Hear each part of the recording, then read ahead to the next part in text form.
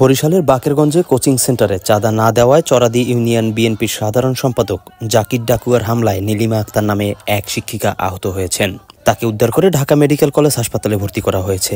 এ ঘটনার প্রতিবাদে ইউনিয়নের সকল স্কুলের শিক্ষক ও শিক্ষার্থীরা মুকিমাবাদ বাজার বরিশাল বাউফল সড়ক অবরোধ করে রাখে।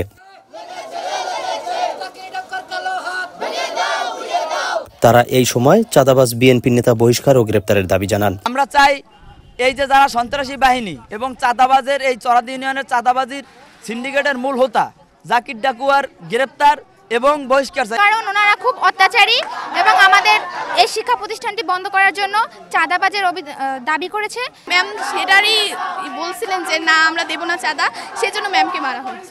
আমরা চাই জাকির ডাকুয়ার বহিষ্কার এবং তার সেনা সৈন্যদের গ্রেফতার। শিক্ষিকা নীলিমা আক্তার ইউনিয়নের ফজলুল হক মাধ্যমিক বিদ্যালয়ের সহকারী শিক্ষক। হামলায় 2 শিক্ষক সহ বেশ কয়েকজন শিক্ষার্থী আহত হয়। পরে আহত অবস্থায় শিক্ষককে উদ্ধার করে প্রথমে বরিশাল শেরেবাংলা মেডিকেল কলেজ হাসপাতাল ও পরে অবস্থার চাঁদার টাকা দিতে রাজি না হয় কোচিং সেন্টারে ঢুকে লাঠিসোঁটা নিয়ে অতর্কিত হামলা করে শিক্ষিকার উপর।